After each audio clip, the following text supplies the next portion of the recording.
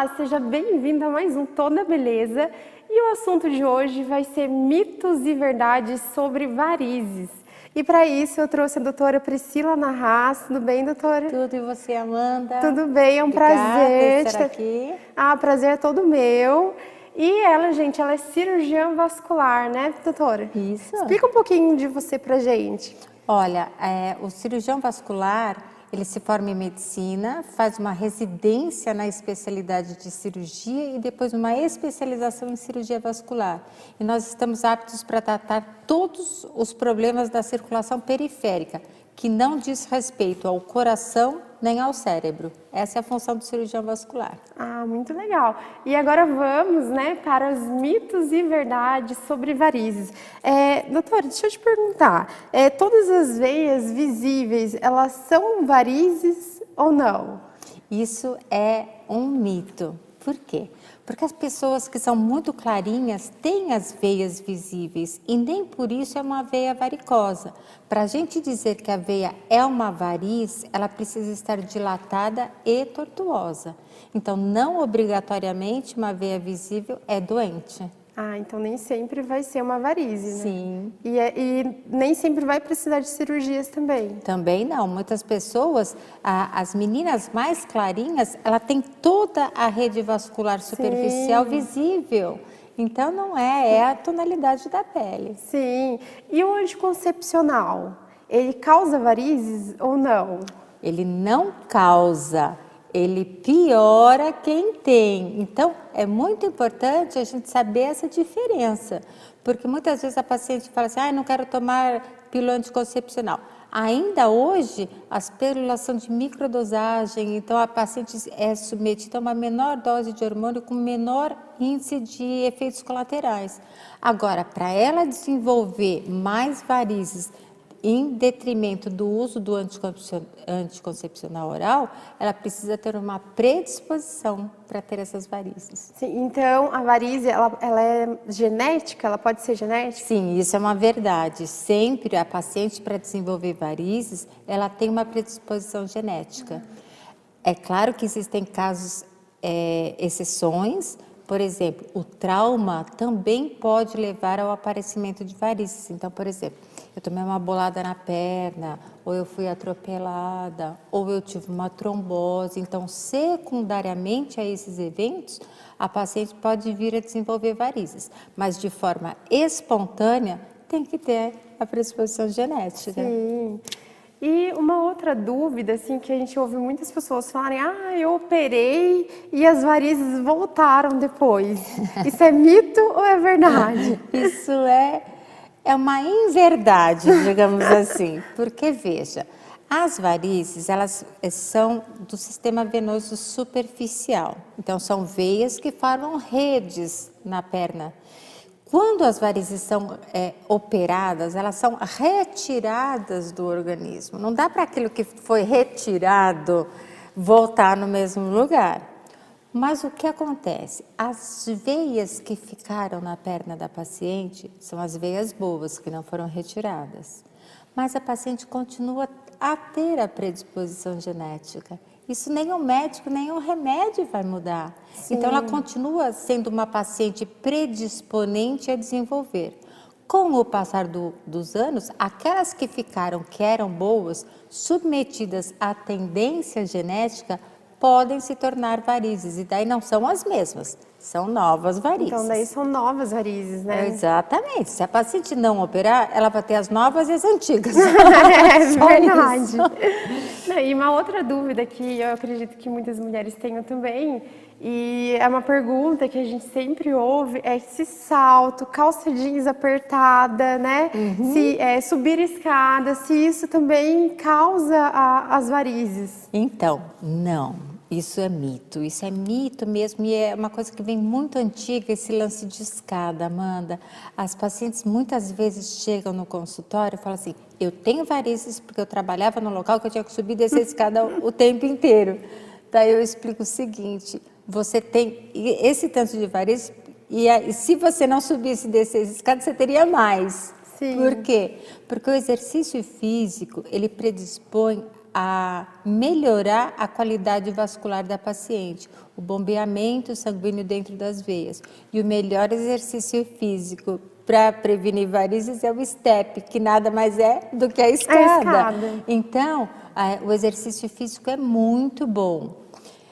A outra questão que você colocou, o salto alto, também não é verdade. Se a paciente está sem sobrepeso, com uma musculatura adequada e se cuida, faz atividade física regularmente, não vai ser o salto que vai desenvolver as varizes. Existe inclusive um trabalho científico comprovando que o salto não é responsável pelo agravamento das varizes. Sim, então o sobrepeso, ele pode agravar também. Sim, sem dúvida. Por quê? Porque também um aumento do peso, principalmente o peso intraabdominal, que também é o que acontece com as gestantes ficam com peso localizado, não tem jeito. Prejudica o retorno venoso e daí agrava as varizes.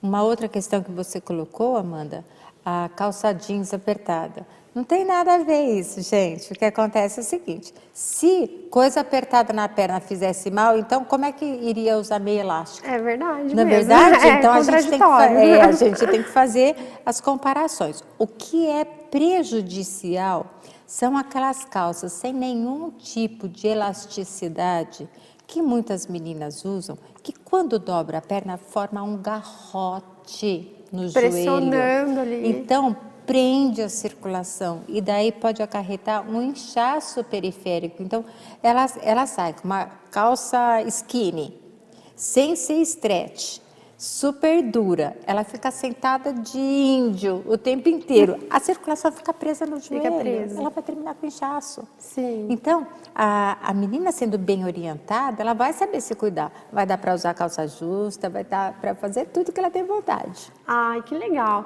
Nossa, o papo tá muito bom, mas nós vamos para um breve intervalo e o Toda Beleza volta já.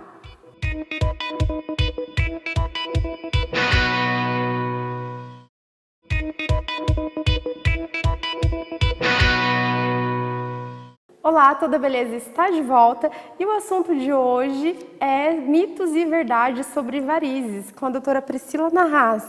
Priscila, voltando ao nosso assunto, muita gente tem as varizes, né? E aí quer começar a praticar uma atividade física para não ir para a cirurgia. Isso tem como?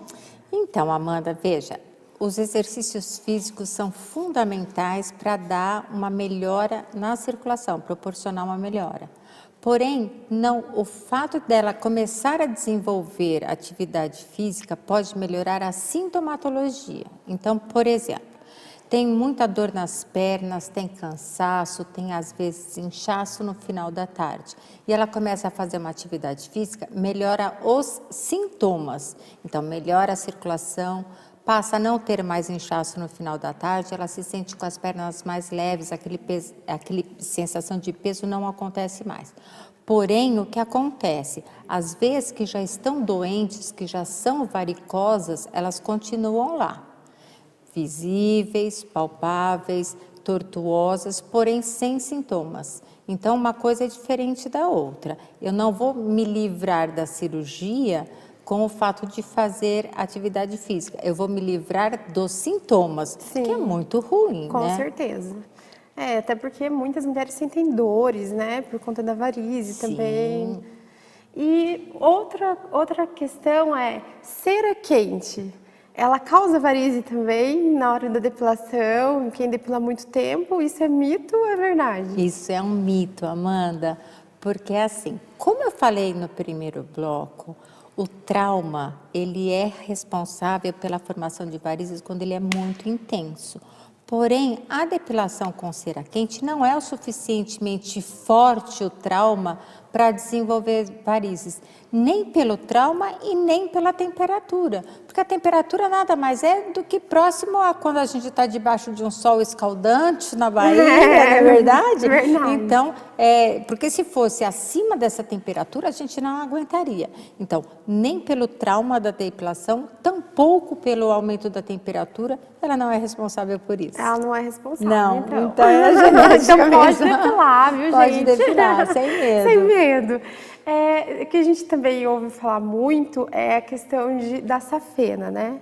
Que todo mundo fala, mas eu vou tirar e se um dia eu precisar dela? Sim. Hoje em dia, vocês tentam preservar a safena ou não? Quando ela está comprometida, é melhor retirar mesmo, porque isso é prejudicial? Então, assim, a safena é a maior veia do corpo humano. Ela começa lá no ossinho do tornozelo e vem até a virilha. Quando ela está doente, o sangue, em vez de subir, ele desce. O que acontece? Se eu precisar retirar essa safena porque ela está inteiramente comprometida, procede-se a cirurgia. Mal nenhum vai fazer para a paciente, porque eu estou excluindo da circulação uma veia que já está atrapalhando. Antigamente, a safena era usada como prótese cardíaca. Então, entupia uma artéria, não uma veia do coração, uma artéria do coração, retirava-se um pedaço da safena boa, não da safena doente, e fazia uma ponte no coração. Então, a gente usava isso porque não tinha outro substituto. Hoje, existem os substitutos protéticos, né, as próteses artificiais. Sim. E ainda existem os estentes, que é uma molinha que coloca dentro da artéria, abre e daí desentope ela, dilata, né, a artéria. Então, raramente usa-se a safena para cirurgia cardíaca. Agora, voltando apenas à insuficiência da safena, independentemente da utilização no coração, quando eu tenho apenas um segmento da safena insuficiente, não ela toda, eu tento preservá-la ao máximo, retirando os seus ramos insuficientes para que a paciente tenha uma melhor qualidade de vida. Ah, muito interessante. Sim. Isso. E com esse avanço da tecnologia, hoje em dia, né, tá tudo bem mais fácil também. E cada vez os procedimentos se tornam menos agressivos para a paciente, né? Sim. Com uma recuperação mais rápida. Mais rápida. Essa é uma questão também, né, que todo mundo fala, ai meu Deus, mas eu vou operar, aí tem que ficar 15 dias com a perna para cima, não vou poder trabalhar. Então, isso não existe mais. Não existe mais. Porque mesmo em caso de retirada de safena, esse negócio de repouso de 15, tem paciente que fala assim, eu vou ficar 30 dias de repouso, doutora? Não, pelo amor de Deus. O que ao longo dos anos foi observado? Quanto mais repouso a paciente faz, maior o índice de trombose pós-operatória. Então, eu tenho que colocar a paciente em deambulação para andar mais rapidamente possível. Para esses casos onde eu tenho a retirada extensa de varizes, ou seja, a paciente tinha muitas varizes, eu tenho que pôr, eu já entro precocemente com o uso da meia elástica, para colocar essa paciente em movimento. Para evitar trombose pós-operatória. Olha que interessante. Geralmente a gente acha que é o contrário, né? Que, não, se andar vai ocasionar algum problema. E uma pessoa que trabalha em pé também pode trabalhar normalmente. Normalmente. A gente sempre pede cada cirurgião tem a sua conduta. Eu sempre peço, em caso de safenectomia, ou seja, que eu tenho que retirar a safena, eu peço uma semana de resguardo até voltar às atividades. E volta obrigatoriamente com o uso da meia elástica. Em caso de retirada de colaterais, sem ter que mexer na safena, ou seja, essas veias microvarizes, que é o chamado pelas pacientes, eu peço de 3 a 4 dias de resguardo, não repouso. Então, se operar na sexta-feira, na segunda-feira já pode trabalhar normalmente? A grande maioria das pacientes, sim. Ah, muito legal isso. E quanto àquelas veias que estão saltadas, as pessoas têm que tomar cuidado com elas? Tem. Sabe por quê, Amanda? O perigo dessas veias são 2 perigos iminentes. Primeiro, a tromboflebite, ou seja, a formação de coágulos dentro dessas veias, que é um processo obstrutivo, e dependendo de qual veia esse coágulo pode migrar para o sistema venoso profundo, ou senão eu posso ter sangramento. Mas eu posso explicar isso depois para você. Combinado, então. Gente, nós vamos para um breve intervalo e não saia daí que no próximo bloco tem mais mitos e verdades para vocês. E o Tom da Beleza volta já!